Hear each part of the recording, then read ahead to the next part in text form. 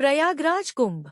शंकराचार्य स्वामी अविमुक्तेश्वरानंद सरस्वती जी महाराज की परम धर्म संसद का शुभारंभ।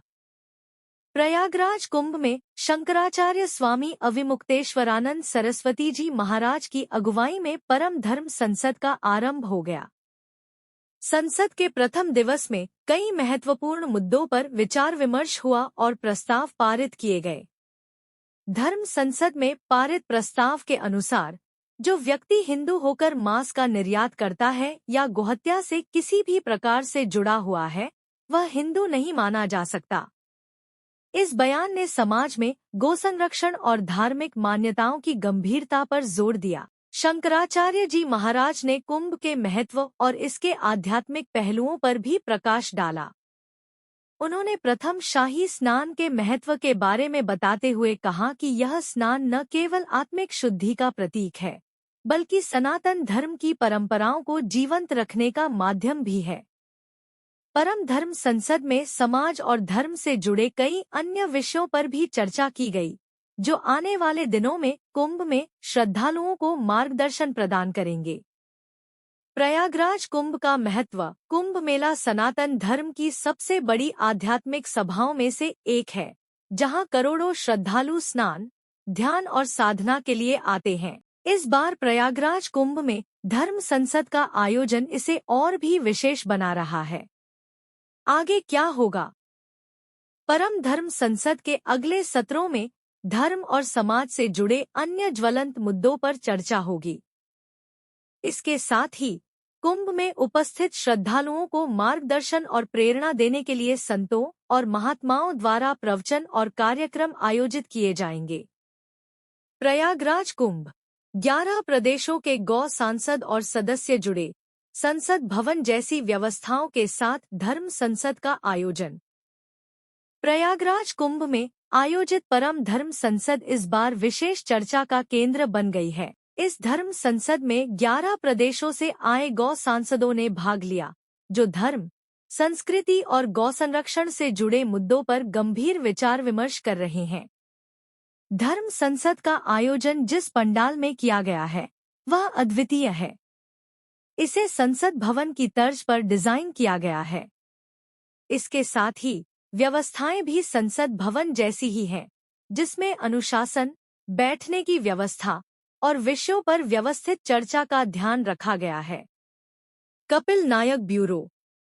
बात है वो बाद में की जाएगी। अभी तो परम धर्म संसद शुरू हुई है जी। और आज परम धर्म संसद ने मिल करके ये प्रस्ताव घोषित कर दिया है कि हम घोषित करते हैं कि वो व्यक्ति, चाहे वो व्यापारी हो, चाहे वो राजनेता हो, चाहे वो दूसरे किसी व्यवसाय में जुड़ा हुआ हो, दूसरी किसी रीति से समाज सेवा कर रहा हो, जो भी कुछ कर रहा हो, अगर वो प्रत्यक्ष या अप्रत्यक्ष किसी रूप से गौ हत्या से जुड़ा हुआ है, तो हम उसको हिंदू मानने से इनकार करते हैं। वो हिंदू नहीं रहेगा। या तो हिंदू है तो करेगा नहीं, और कर रहा है तो हिंदू नहीं।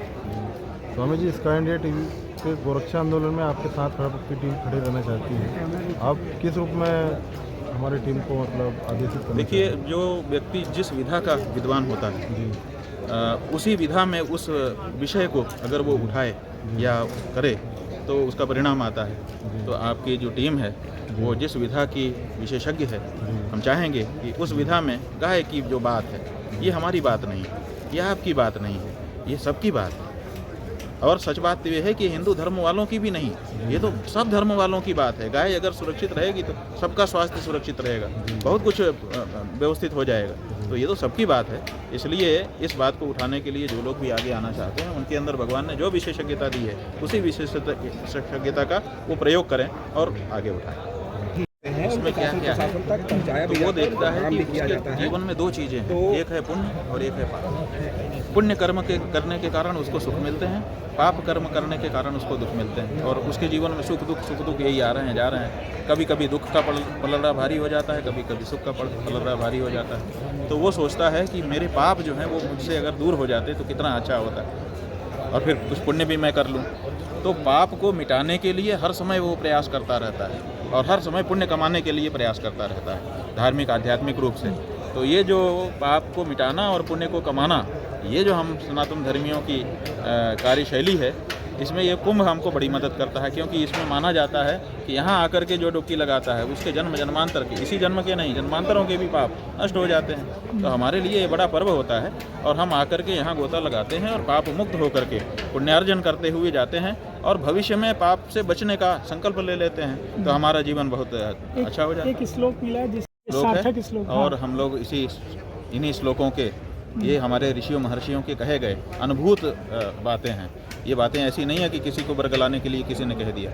हमारे ऋषि महर्षियों ने जो अनुभव किया अपनी आने वाली पीढ़ियों के लिए, वो अनुभव उन्होंने लिखे हैं और उन्हीं के अनुभवों पर हम लोग आगे बढ़ते हैं। इसलिए बिल्कुल सही श्लोक हैं और इन्हीं श्लोकों के कारण यहाँ पर इतनी जो भीड़ है। प्रयाग वाला जो ये किसी पार्टी और किसी सरकार के द्वारा भीड़ नहीं है, ये इन्हीं श्लोकों का परिणाम है जी कि यहाँ पर इतने लोग आ रहे हैं। ये जो प्रयाग का जो कुंभ का स्नान है वो बाकी के जो और 4 हमारे 3 और स्नान है कुंभ के, उनकी तुलना में किस तरह से? देखिए, तुलना नहीं करते हम लोग, जी है ना।